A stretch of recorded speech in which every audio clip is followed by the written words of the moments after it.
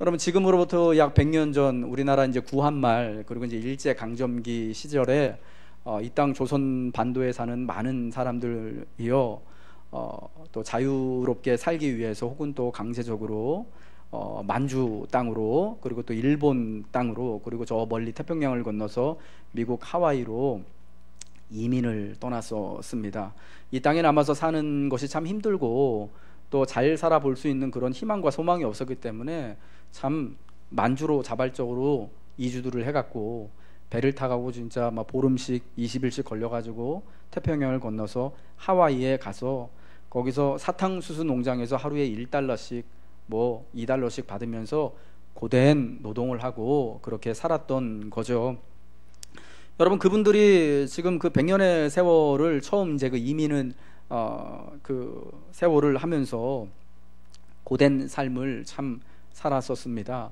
그런데 참 감사하게도 이제 100년이 지난 지금, 일본 땅에 뭐 징용으로 강제로 끌려간 분들이 거기서 많이 남아서 그 후손들이 제일교포 사회를 이루고 여러분 거기서 번성하면서 잘 살아가고 있고, 그리고 또 하와이에 처음 이민, 사탕수수밭에 이민 갔던 분들을 시작으로 해서 미국 이민사회, 지금은 뭐 LA에, 저 뉴욕에, 보스턴에, 또 달라스에, 애틀란타에 많은 한인들이 나가서 각자 또 거기서 또 직장도 갖고 공부도 하고 그리고 또 기업체도 경영하면서 지금은 아주 번성하면서 잘 살아가고 있습니다.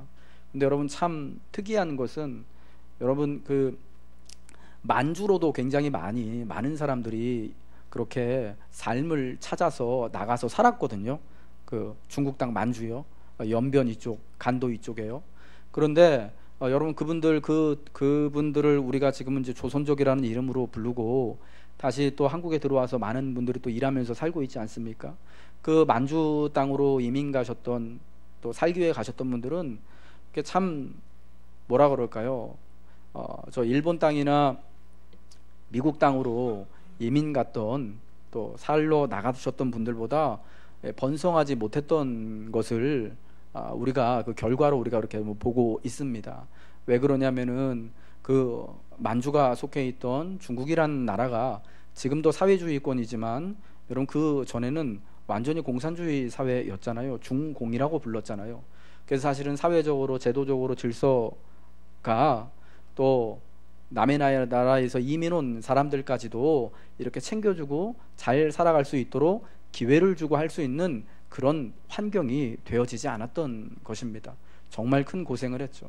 그러나 반해서 일본 땅에 비록 강제징용을 가고 저 멀리 미국 땅까지 가서 사탕수수 농장에서 진짜 뙤약볕에 고된 고생을 했지만 일본 땅과 미국 땅으로 가셨던 분들은 거기서 참 어려움이 있었지만 그 이민 1세대가 지나고 2세대가 되고 3세대가 되면서 굉장히 지금 번영하면서 번성을 누리면서 또 잘 살아가고 있는 것을 우리가 보게 됩니다. 여러분, 그 차이가 어디에 있냐면요, 제도와 질서의 차이가 있었던 거예요. 비록 우리하고는 참 원수 같은 나라 일본이지만 여러분 거기 사람들이 뭐 사실은 자발적으로 이민 간 것이 아니라 거의 반강제로 속아가지고 끌려갔지만 여러분 그 땅에서 해방을 맞고 거기서 또 조선인이라고 차별을 당하면서 살았지만 그래도 여러분 거기는 자유가 있었고 어느 정도 질서가 있어서 자기가 또 수고하고 노력한 만큼 배우고 가꿀 수 있는 그러한 환경이 되었던 것입니다. 여러분, 그래서 지금 그 교포사회에 또 많은 분들이 또 이렇게 또 자수성가를 이루고 번영의 때를 그 후손들을 누리고 살고 있는 것입니다. 여러분, 미국 상황 역시 마찬가지라고 생각합니다. 그곳이 참 이민의 나라이고 물론 여전히 차별이 있고 어려움이 있지만은 그래도 제도가 잘 뒷받침이 되어져서 참 성실하게 누구나 일하면 거기서 또 가족을 이루고 자녀들 양육할 수 있는 여러분 그런 기회를 가졌기 때문에 미국의 이민사회가 100년이 흐르고 나서 이렇게 참 교회를 중심으로 이렇게 아름답게 성장하고 번영할 수 있는 것을 보게 되었던 거죠. 여러분, 제가 우리나라 이 이민사를 이야기하는 이유가 있습니다. 오늘 예레미야 29장 성경에 나와 있는 이 이야기하고 맥락이 참 비슷하기 때문이죠. 예레미야 선지자는요, 멸망 직전 유다와 예루살렘 사람들에게 하나님의 심판과 멸망의 메시지를 전하였습니다. 그런데 예레미야 선지자가 전한 메시지가 그저 예루살렘의 함락과 심판에 관한 것만이 아니라 하나님께서 당신의 백성들을 위로하시고 이제 평안을 주시겠다라는 그런 위로와 소망의 메시지도 함께 있는 것인데, 그 중에 하나가 오늘 본문의 말씀인 29장이에요. 이게 어떤 내용이냐면은 바벨론 포로로 사로잡혀간 이스라엘 사람들, 유다 사람들에게 쓴 선지자의 편지, 하나님의 편지다라는 것입니다. 많은 유다와 예루살렘의 사람들이 바벨론 왕 느부갓네살에 의해서 사로잡혀서 바벨론 여기저기로 포로로 끌려갔습니다. 유다의 여호야긴 왕 때, 그러니까 이 사람은 요시야 왕의 손자인데요. 이 사람이 나라가 망하기 전에 바로 직전 왕입니다. 석 달 동안 왕으로 등극하고 석 달 만에 바벨론 왕에 의해서 사로잡혀 갔습니다. 여러분, 그때 왕만 사로잡혀 간 것이 아니라 여기 오늘 본문 29장 1절 2절에 나온 것처럼 백성의 장로들과 제사장들과 선지자들, 그리고 또 유다와 예루살렘의 고관들, 기능공들, 토공들, 그 좀 유다에서 좀 많이 배운 사람들, 지위가 좋은 사람들, 그리고 특별한 기술을 가지고 있는 사람들을 그때 여호야긴 왕과 함께 싹 다 잡아간 거예요. 그때 끌려간 사람 중에 대표적인 사람이 다니엘서에 나오는 선지자 다니엘, 그리고 다니엘의 세 친구들이 되는 겁니다. 여러분, 그때 먼저 1차로 사로잡혀 갔고요. 그리고 나라가 완전히 망한 주전 586년에 또 시드기야 왕과 나머지 또 예루살렘에 살던 사람들이 2차로 포로로 또 딱 잡혀가서 굉장히 많은 유다 사람들이 바벨론 여기저기에서 흩어져서 때로는 에스겔과 같이 그발 강가에서, 에스겔도 1차 포로 때 잡혀갔던 사람인데, 그리고 또 때로는 에스더와 모르드게와 같이 페르시아의 수산궁에서 살아가는 그런 포로의 삶, 강제적인 이민의 삶을 살았던 것입니다. 예레미야가 쓴 이 편지의 내용은 뭐냐? 그 포로들에게 쓴 편지의 내용은 뭐냐면 한마디로요, 그 사로잡혀간 땅에서 너희가 잘 살라는 거였어요.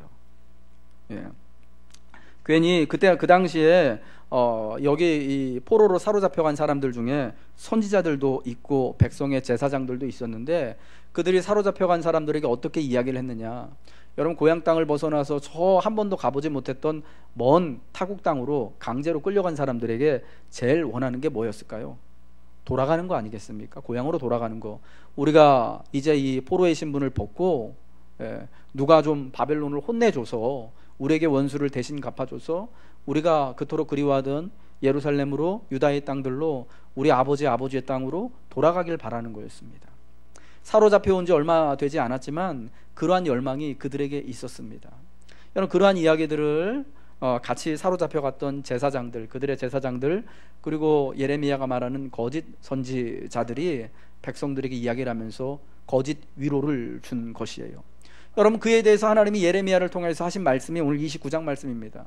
야, 돌아올 생각하지 말고, 그런 거짓된 말에 속지 말고, 너희가 포로로서 금방 이제 귀환할 거다라는 말에 속지 말고 거기서 평안함을 누리면서 잘 살라는 거예요. 간략히 예레미야의 편지의 내용을 요약하면 세 가지인데요. 정착을 권유하는 겁니다. 거기서 집을 짓고 살며 텃밭을 만들고 열매를 먹어라. 그리고 두 번째, 결혼하라는 거였습니다. 너희 아들들을 위해서 아내를 맞이하고 너희 딸들을 위해서 남편을 허락해줘서 거기서 결혼해서 가정을 이루고 아들, 딸, 자손들 낳고 살라는 겁니다. 그리고 마지막으로 그 땅을 위해서 평안을 구하라는 겁니다. 여러분, 이 내용을 보니까 어떻습니까? 금방 쉽게 조금 얼마 안 있다가 예루살렘으로 돌아갈 그런 희망이 보입니까? 그런 게 아니라 당분간은 못 돌아가니까 이 예레미야가 말한 것처럼, 하나님이 예레미야를 통해 말씀하신 것처럼 적어도 돌아가려면 70년의 세월은 있어야 되니까, 여러분 70년이면 거의 두 세대거든요. 두 세대가 지나야지 70년이 되는 거예요. 여기서 돌아올 생각하지 말고 집 짓고 결혼하고 또 사업할 사람 사업하고 장사할 사람 장사하고 농사 질 사람 농사 지면서 하나님 앞에 그래도 모여서 같이 예배하고 하면서 평안하게 잘 살라는 그런 말씀이었습니다. 여러분, 우리가 이 메시지를 참 보면서 그래도 이해할 만해요. 그래요? 그럼 우리가 아직 돌아갈 때가 안 됐으니까 이 땅에서 집 짓고 농사 짓고 사업하고 결혼하고 살아야 됐는데, 여러분 이 두 가지는 이해가 가겠는데, 그 땅의 평안을 구하라? 여러분 왜 그 땅을 위해서, 바벨론을 위해서, 바벨론의 사람들을 위해서 평안을 구해야 되는 거냐? 라는 그런 의문이 들었을 거다라고 생각합니다. 예레미야 29장 7절의 말씀을 함께 읽겠습니다. 화면 띄워주시겠습니까?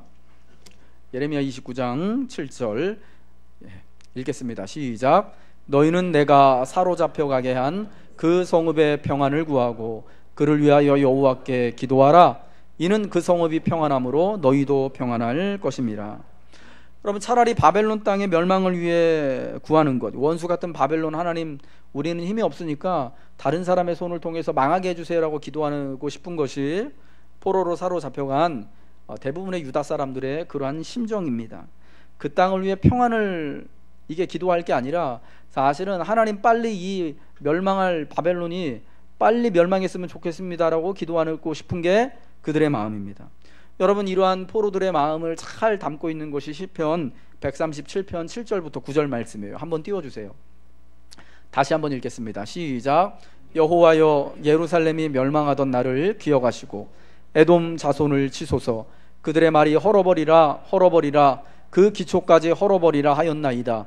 멸망할 딸 바벨론아, 내가 우리에게 행한 대로 내게 갚는 자가 복이 있으리로다. 내 어린 것들을 바위에 메어 치는 자는 복이 있으리로다.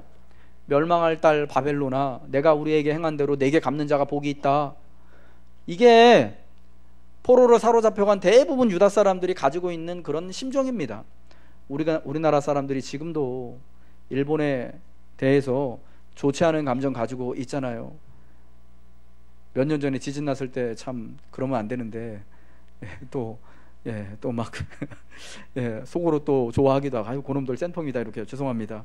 우리 일본에서 선교사님도 오셨는데 야구만 하면은 그냥 막, 저번에 얼마 전에 야구했잖아요. 막 죽기 살기로 이길라 그러고, 다른 나라한테는 다 져도 일본한테 지면 막 열받는 게 막 한국 사람들 아니겠습니까? 여러분 참 그러면서도 또 가서 또 선교 나가서 또 그들을 위해서 사역하시는 분들 보면 참 대단하다는 그런 이 생각이 참 듭니다. 알렉산더 대왕이요, 헬라 제국을 세우고 이 고대 근동 사회로 이제 진출해 가지고요, 이제 페르시아를 무너뜨릴 때, 그때는 이미 이제 바벨론이 없어진 다음이에요. 페르시아를 무너뜨릴 때요, 알렉산더 대왕이 예루살렘 앞에 딱 왔을 때요, 대제사장이요 하나님의 율법 말씀을, 그 두루마리 말씀을 딱 들고 그 앞에 딱 나갔대요. 이사야서 말씀을 가지고. 그러면서 그 알렉산더 대왕 앞에서 그 이사야서의 말씀을 딱 읽고 글을 있잖아요, 엄청난 막 그 마치 메시아와 같이 대접을 했대요. 그랬더니 알렉산더 대왕이 그 대제사장 그 할아버지 앞에서 무릎을 딱 꿇고 여러분 기도를 받았다는 거 아닙니까? 이게 뭐냐면은 이 137편 저 8절에 7절부터 9절에 있는 그 말씀을 이들이 기억하고 있는 거예요. 멸망할 딸 바벨론아, 내가 우리에게 행한 대로 내게 갚는 자가 복이 있다. 우리를 멸망시킬 바벨론을, 그리고 또 바벨론의 뒤를 이어서 우리를 이렇게 또 무너뜨리고 우리를 종살이하는 페르시아 사람들에게 원수 갚아주는 사람, 그 사람 복된 사람이다. 우리가 힘이 없으니까 나를 대신해서 누구라도 좀 이렇게 좀 원수 갚아줬으면 좋겠다라고 싶은 마음이 있었는데, 538년에 페르시아 왕인 고레스가 그런 일을 해줬어요.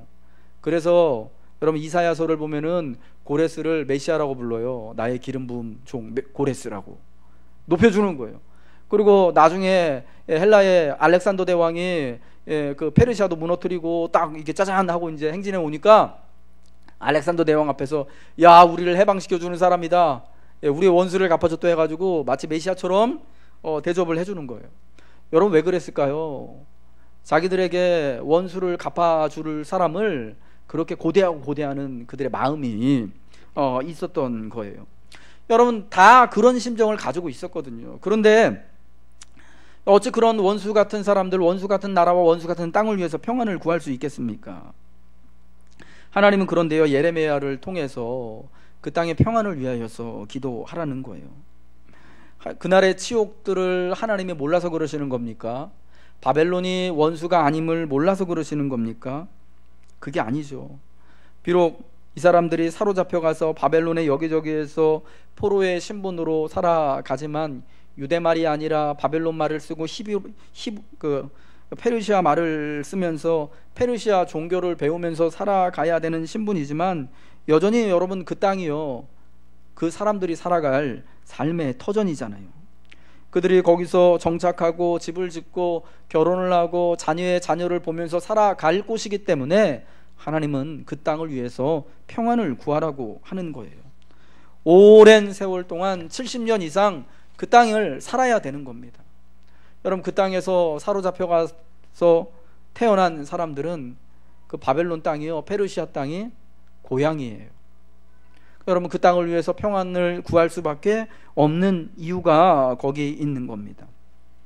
오랜 시간을 돌아오기까지 바벨론 땅에서, 페르시아 땅에서 그들이 포로로서, 오늘날로 말하면 이민자로서 살아가야 되기 때문에 여러분 그 땅이 평안해야 하는 거예요. 비록 강제로 이주를 해갔지만 일본 땅에서 오랜 세월 동안 그 수모와 멸시와 차별을 참고 지내온 여러분 우리 제1교포 사회가 지금은 여러분 얼마나 강성해졌고 번성하고 있습니까?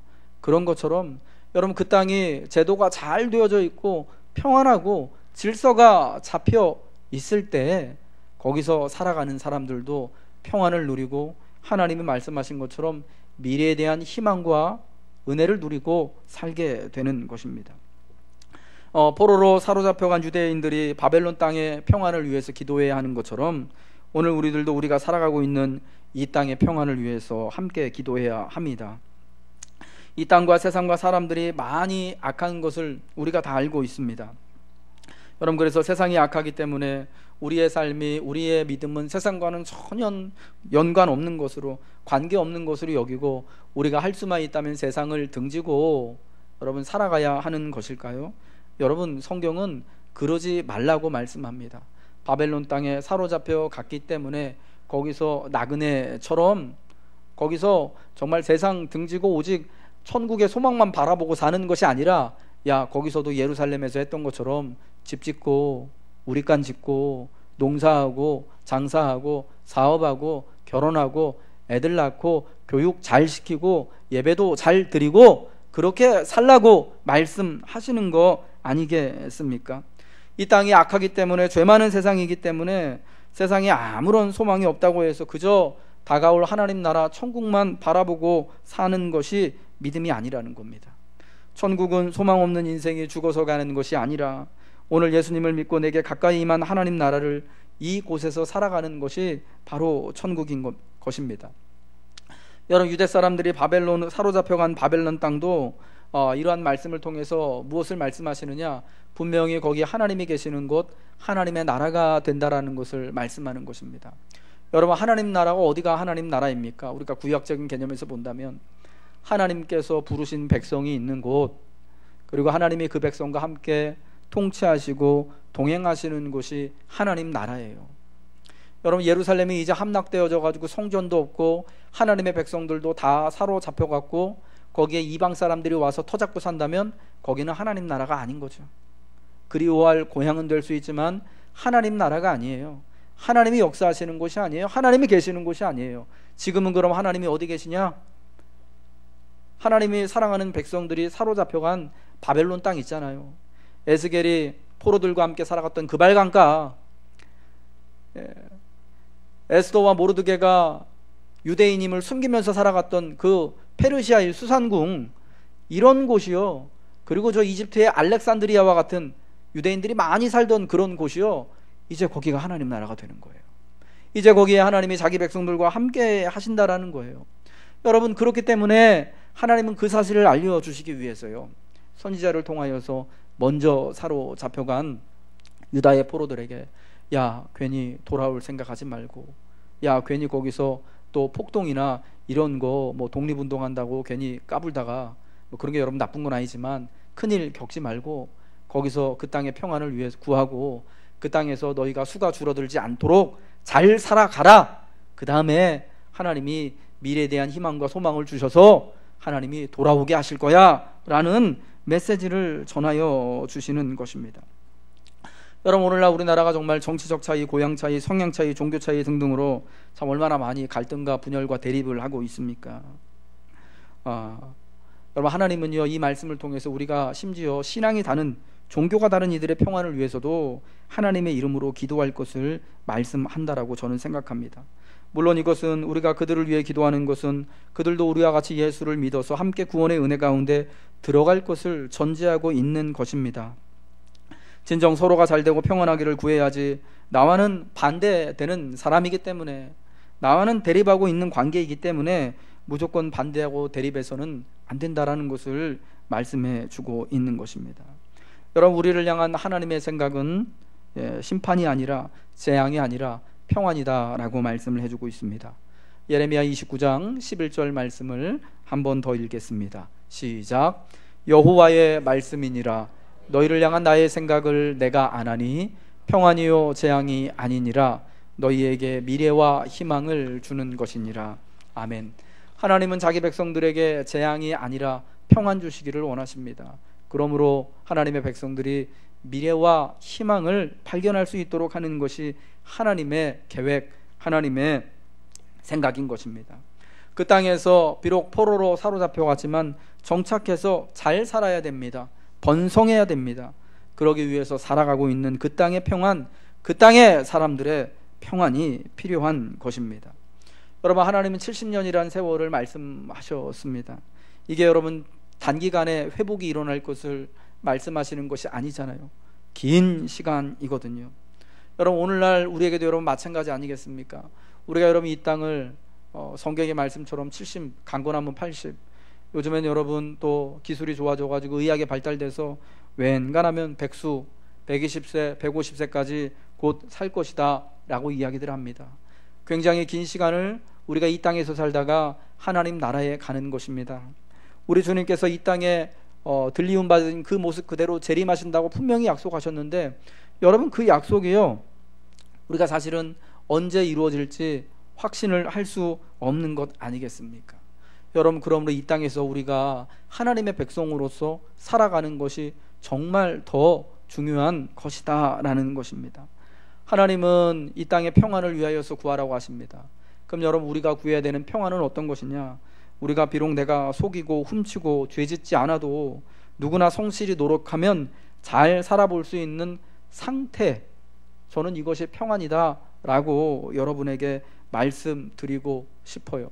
하나님의 백성들이 비록 이 땅에 포로로서 살아가지만, 비록 참 여러 가지 다른 모습을 가지고 다른 신앙을 가지고 어쩔 때는 신앙의 문제 때문에 차별을 가지고 살아가지만, 그럼에도 불구하고 내가 크게 남에게 해를 끼치지 않아도, 남을 속이지 않아도, 다른 사람에게 죄 짓지 않아도 내가 성실히 아침부터 저녁까지 수고하면 누구든지 자녀들 잘 기르고 또 공부 잘 시키고 노력하면 잘 살아갈 수 있는 상태, 여러분 저는 이것이 성경이 말씀하는 평안이라고 생각합니다. 하나님은 이러한 평안을 우리에게 구하라고 말씀하십니다. 사랑하는 여러분, 이 땅을 위해 평안을 구하며 하나님을 만나시길 주님의 이름으로 축복합니다. 예레미야 29장 13절 말씀, 너희가 온 마음으로 나를 구하면 나를 찾을 것이요 나를 만나리라고 말씀하셨습니다. 사랑하는 여러분, 2017년 11월 26일 현재 우리가 살고 있는 대한민국은 참 사실은 평안이 참 필요합니다. 갈등이 있고 혼란이 있고 두려운 상황이 있기 때문에 우리에게 여러분 참 평안이 필요한 것입니다. 마치 그때 바벨론으로 사로잡혀간 포로된 이스라엘 사람들이 처한 형국과 여러분 우리가 비슷한 것이죠. 여러분, 포로로 사로잡혀간 그들이요, 어떻게 사는 것이 잘 사는 것인지 몰랐을 거예요. 여기서는 어떻게 살아야 되나, 체념 한 채 있어야 되나, 그냥 있어야 되나, 좀 싸움이라도 해야 되나, 전혀 몰랐어요. 여러분, 오늘 우리가 그러지 않습니까? 잘 사는 거에 대한 정답이 없이 누구나가 다 이렇게 하는 게 잘 사는 것 같다라고 막연하게만 생각하는 삶을 살고 있습니다. 우리가 누구보다도 열심히 사는 사람들입니다만은 우리의 삶이 점점 더 힘들어지잖아요. 핵 문제 때문에 이게 도대체 북한 핵도 문제지만 요즘에는 여기저기 또 그런 얘기도 하잖아요. 우리나라 지어놓은 원전도 참 지진 나고 그러니까 되게 무섭다고. 혹시라도 잘못되면 어떡하나. 사드 문제, 미국 FTA 문제, 우리 내부적으로는요, 진보와 보수의 갈등, 세대 갈등, 계층 갈등 등으로 참 평안이라기보다는 갈등과 대립과 분열의 이야기가 우리에게 훨씬 더 많습니다. 저는 이러한 상황에서 사실은 오늘 우리 예수 믿는 사람들, 예수 믿는 성도와 교회에 분명한 책임이 있다라고 생각합니다. 하나님은요, 비록 포로로 사로잡혀 갔지만 하나님의 백성들인 유대 사람들에게 그 땅의 평안을 위하여서 구하라고 말씀하십니다. 바벨론 사람들, 갈대아 사람들한테 평안을 구하라고 하신 것이 아니고요, 포로로 사로잡혀간 유대인들이 원수 같은 그놈의 땅을 위해서, 그 사람들을 위해서 평안을 구하라고 하신 거예요. 여기 여러분 성도의 책임이 있는 겁니다. 사회적인 책임이 있는 거예요. 교회, 공적인 교회로서 대사회적인 책임이 있는 거예요. 여러분, 그것은 뭐냐? 이 땅의 평화와 일치를 위해서 교회가 힘쓰고 성도가 함께 힘써야 하고 수고해야 한다라는 것입니다. 근데 저는 오늘날 우리 개신교, 특별히 우리 기독교의 모습을 보면서 참 그러지 못하고 오히려 우리 때문에 사회에 갈등이 일어나는 건 아닌가 하는 그런 우려가 되더라고요. 내년부터 종교인 과세가 시행됩니다. 근데도 뭐 2년 유예해야 한다라고 막 하고 반대하고 신문에 성명 내고 막 또 기도회 하고 라고 모여가지고 막 그런 거 성토하고 막 하거든요. 저는 찬성하는 입장이에요. 나라에서 정하면 정한 대로 해야죠. 뭐 목회자라고 무슨 뭐 거기에 어떤 특권 의식을 가지고 있을 필요가 없다고 생각하거든요.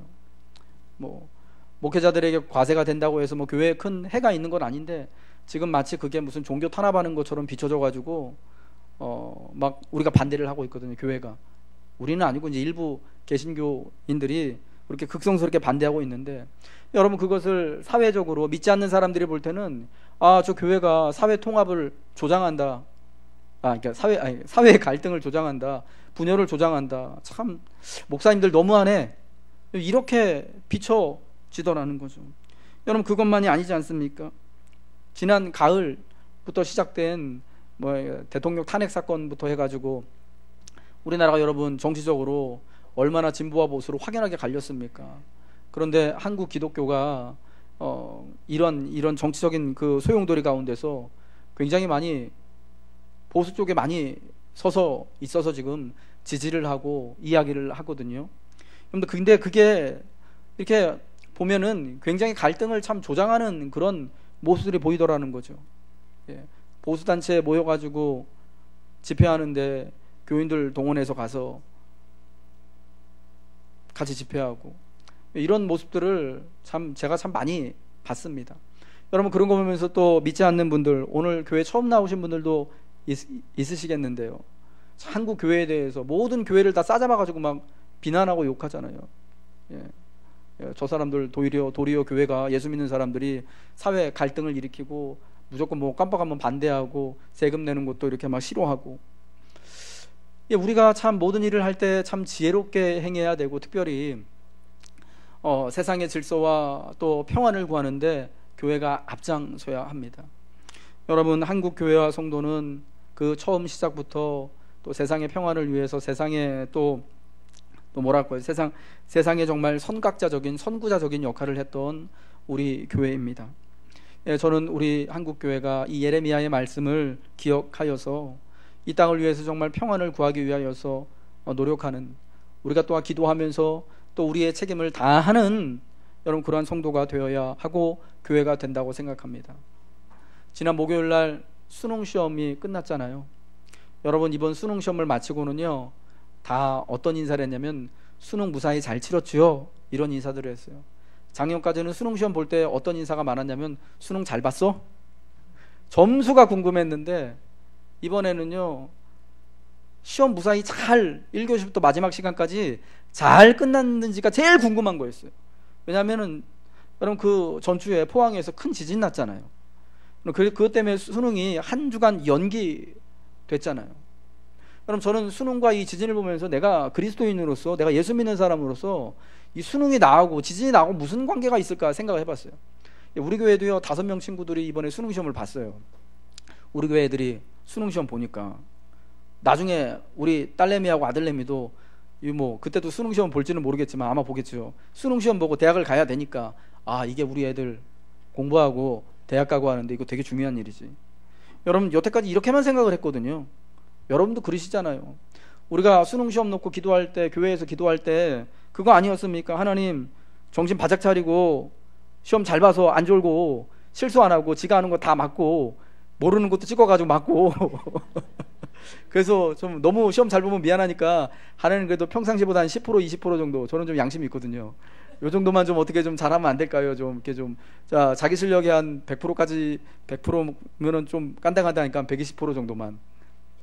그게 솔직히 우리 속마음이었거든요. 우리 기도였거든요. 근데 이번에 그 수능 시험 한 주 연기된 것도 그게 정말 할 수 있을까라는 그런 걱정들 다 있었잖아요, 우리가.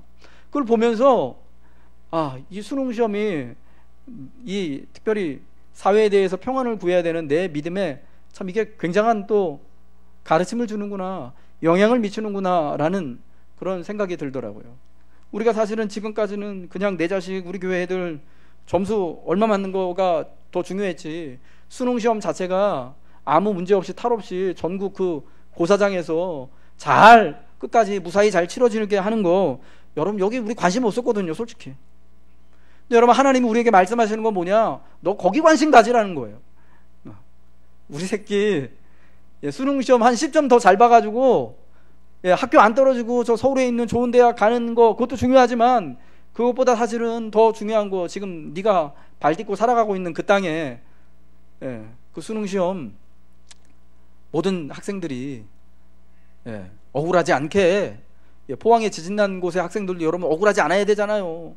억울하지 않게 시험 무사히 잘 치를 수 있도록 기도하는 거, 그렇게 또 노력하는 거, 헌신하는 거, 여러분 그걸 하나님이 나에게 원하시는 거, 오늘 우리 교회가 원하시고 여러분 우리 성도들에게 원하시는 것이다라는 것을 말씀하시는 거더라고요.